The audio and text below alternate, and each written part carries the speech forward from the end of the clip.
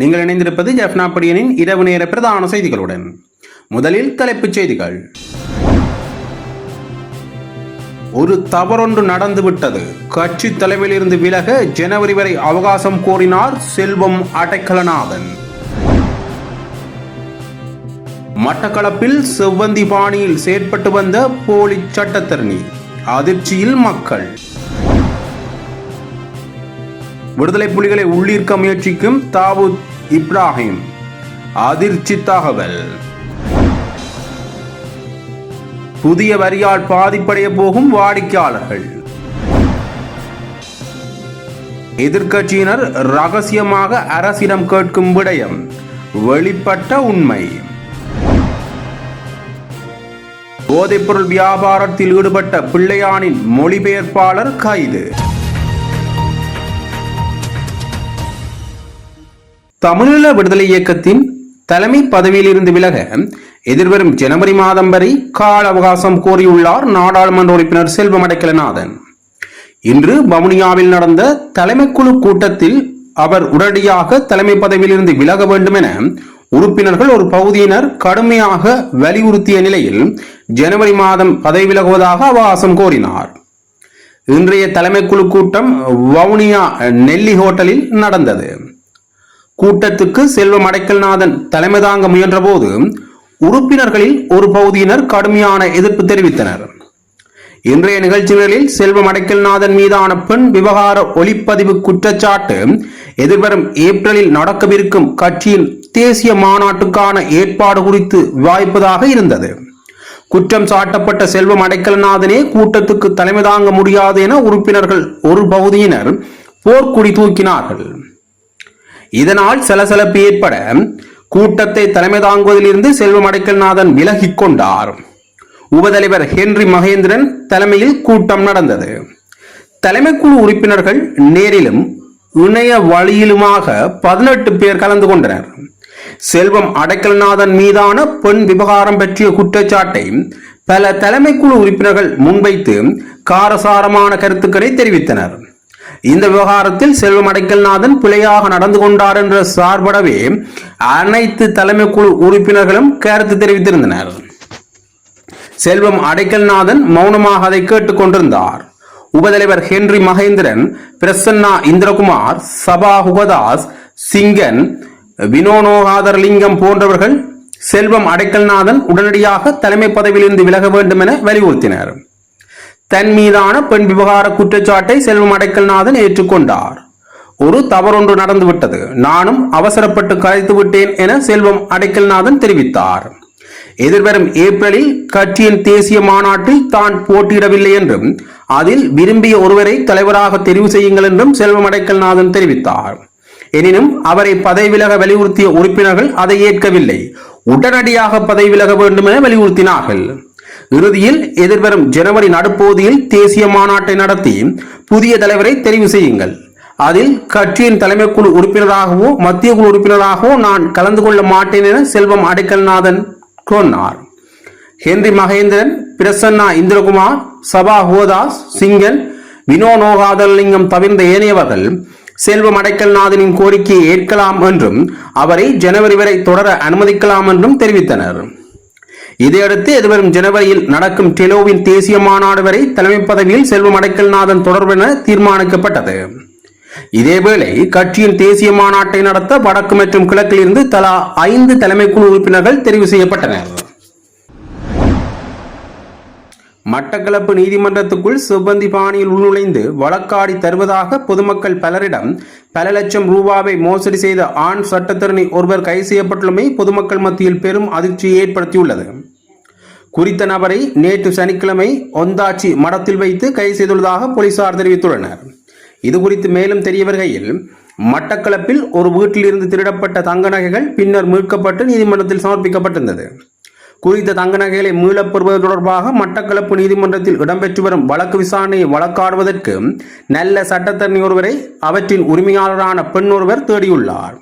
அவருக்கு அறிமுகமான ஒருவர் தனக்கு வழக்காடிய நல்ல சட்டத்தரணி ஒருவர் இருப்பதாக போலி சட்டத்தரணியின் தொலைபேசி இலக்கத்தை வழங்கியுள்ளார்.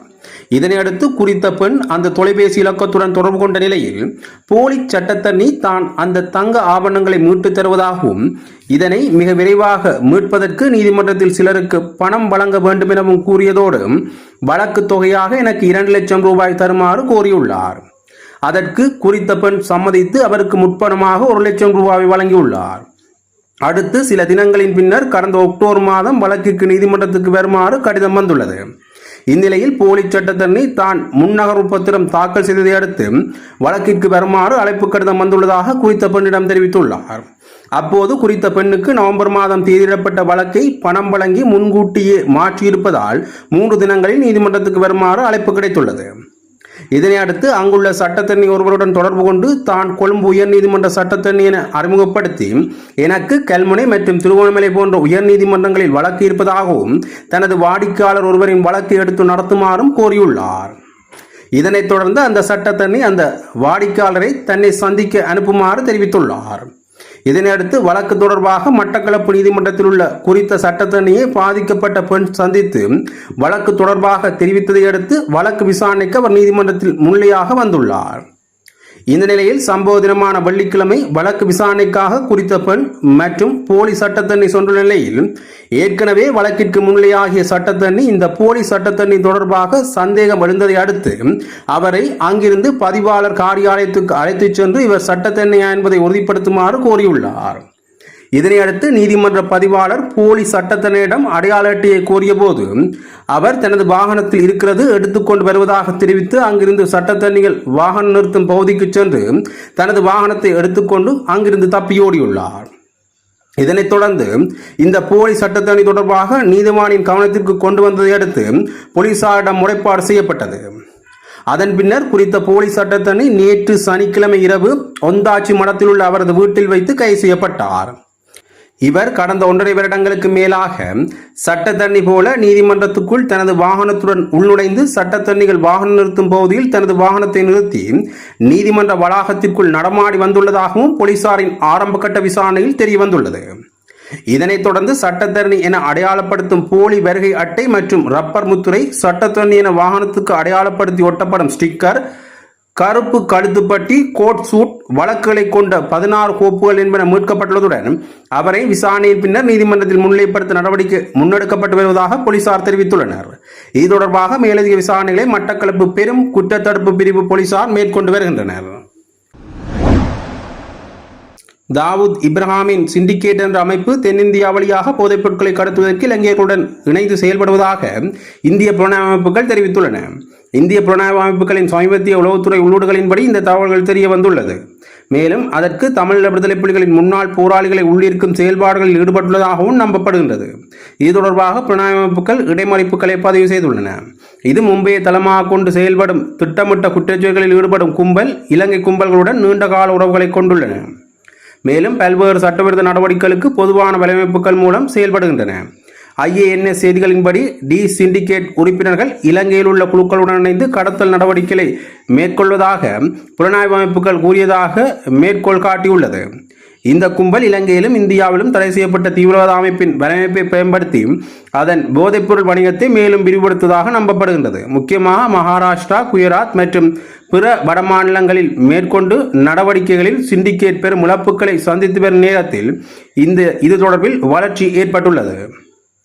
IANS செய்திகளின்படி குற்றவியல் சிண்டிகேட் அமைப்பு அதன் செயல்பாடுகளை உயர் பாதுகாப்பு நகரங்களிலிருந்து கிராமப்புறங்களுக்கு மாற்றுவதாக தெரிய வந்துள்ளது. அவர்கள் இப்போது இந்த தொலைதூர இடங்களில் போதைப் பொருட்களை உற்பத்தி செய்து முக்கிய நபர்களுக்கு வழங்கி வருகின்றனர். மத்திய பிரதேசத்தின் கோபால் அருகே நடத்தப்பட்ட சோதனையில் தாவூத் இப்ராஹிம் நடத்தும் பல கோடி ரூபாய் மதிப்புள்ள போதைப்பொருள் தொழிற்சாலை கண்டுபிடிக்கப்பட்டுள்ளது. இது முழு நாட்டிற்கும் விநியோகிக்க போதுமான உற்பத்தியாகும் என்பது குறிப்பிடத்தக்கது. பெறுமதி சேர் வரி செலுத்தும் வருவாயின் எல்லையை 2026ஆம் ஆண்டுக்கான பாதீட்டில் குறைத்துள்ளதால் மறைமுகமாக பொருட்கள் சேவைகளின் விலை அதிகரிக்கக்கூடும் என பொருளாதார நிபுணர்கள் தெரிவித்துள்ளனர். 2026ஆம் ஆண்டுக்கான பாதீட்டு உரையில் ஜனாதிபதி வரி தொடர்பான தொழில்நுட்ப சொற்களை பயன்படுத்தியதால் வரி அறவீடு தொடர்பில் முழு உரையையும் கேட்பதன் ஊடாகவே அறிந்து கொள்ள முடியும். ஆனால் வரி அறவீட்டின் போது ஏற்படும் பாதக நிலைமைகள் கண்ணுக்கு தென்படாத தன்மையை ஏற்படுத்தியுள்ளது. அது தொடர்பில் விளக்கமளித்துள்ள நிபுணர்கள், வர்த்தக நடவடிக்கையின் போது பெட் 18%, SSCL 2.5% பதிவு செய்வதற்கான வருடாந்த புரள்வு எல்லை ரூபாய் 60 மில்லியனிலிருந்து ரூபாய் 36 மில்லியன் வரை குறைக்கப்பட்டுள்ளது. அதாவது ஒரு வருடத்திற்கு 60 மில்லியன் ரூபாய் விற்பனை செயல்பாடுகள் இருந்தால், அதாவது ஒரு நாளைக்கு 1,60,000 ரூபாய் புரள்வு இருந்தாலே வரி பதிவு செய்ய வேண்டும். அது இப்போது 36 மில்லியன் குறைக்கப்பட்டுள்ளதால் ஒரு நாளைக்கு 1,00,000 ரூபாய் புரள்வு இருந்தால் பெட் 18%, SSCL 2.5% பதிவு செய்ய வேண்டும்.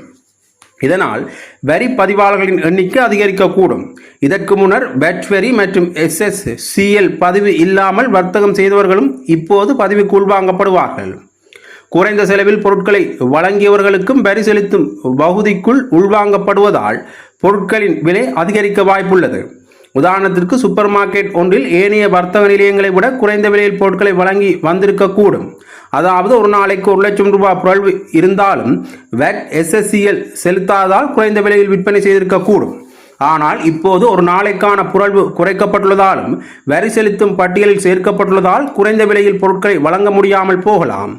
நாம் அறியாத வகையில் சில வரிகள் அதிகரிக்கப்பட்டுள்ளன. வரிகளை வர்த்தகர்கள் செலுத்தினாலும் அவர்கள் அதை வாடிக்கையாளர்களிடமிருந்துதான் அறவிட்டுக் கொள்கின்றனர்.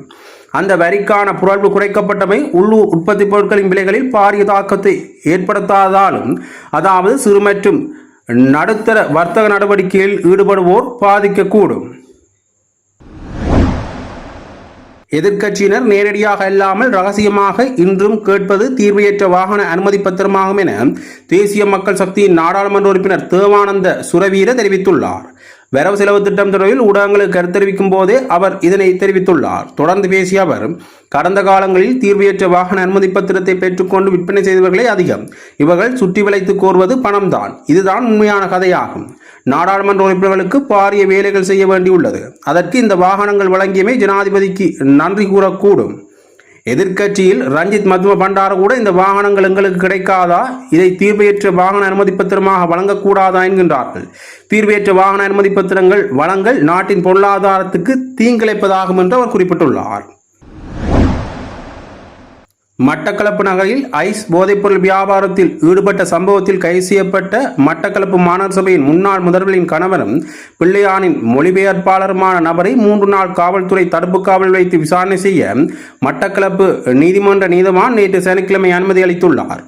இதுபற்றி தெரிய வருவதாவது, காவல்துறைக்கு கிடைத்த தகவல் ஒன்றினை அடுத்து ஊழல் ஒழிப்பு மற்றும் போதைப்பொருள் ஒழிப்பு பிரிவு காவல்துறையினர் சம்பவ தினமான வெள்ளிக்கிழமை இரவு முதலியார் வீதியில் உள்ள வீடு ஒன்றை முற்றுகையிட்ட போது அங்கு வியாபாரத்தில் ஈடுபட்ட பிள்ளையான் என அழைக்கப்படும் முன்னாள் இராஜாங்க அமைச்சர் சந்திரகாந்தனின் மொழிபெயர்ப்பாளரும் மட்டக்களப்பு மாநகர சபை முன்னாள் முதல்வரின் கணவருமான நபரை 5 கிராம் ஐஸ் போதைப்பொருளுடன் கைது செய்தனர்.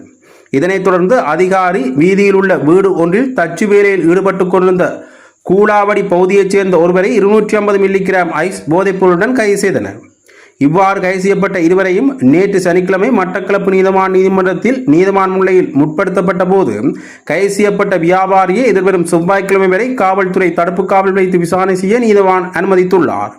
அதனைத் தொடர்ந்து 250 மில்லிகிராம் ஐஸ் போதைப்பொருளுடன் கைது செய்யப்பட்ட தச்சு தொழிலாளியை பிணையில் விடுவித்து உத்தரவு பிறப்பித்துள்ளார். சுயேட்சைக்குழு நாடாளுமன்ற உறுப்பினர் அர்ச்சுனா ராமநாதன் தனது பாதுகாப்புக்காக வைத்திருந்த வாளையும் கைவிட்டு விட்டதாக தெரிவித்துள்ளார். BBC சிங்கள சேவைக்கு அளித்த பேட்டியிலேயே அவர் மேற்கண்டவாறு தெரிவித்துள்ளார். எனது தனிப்பட்ட பாதுகாப்பிற்காக துப்பாக்கி தேவையில்லை என்று நாடாளுமன்ற உறுப்பினர் அர்ச்சுனா ராமநாதன் கூறினார். மேலும் தனது தற்காப்புக்காக தான் வைத்திருந்த வாளையும் கைவிட்டு விட்டதாக அவர் தெரிவித்துள்ளார். இதேவேளை தற்போது நடைபெற்று வரும் வரவு செலவு திட்டம் மீதான விவாதத்தில் அர்ச்சுனா MP, நாடாளுமன்ற உறுப்பினர் சுரீதரன் மற்றும் நாடாளுமன்ற உறுப்பினர் இளங்குமரன் ஆகியோரை கள்வர்கள் என பேசியதும் குறிப்பிடத்தக்கது. தொடர்ந்தும் செய்திகளை அறிந்து கொள்ள ஜெஃப்னா பொடியன் யூடியூப் தளத்தோடு இணைந்திருங்கள். நன்றி, வணக்கம்.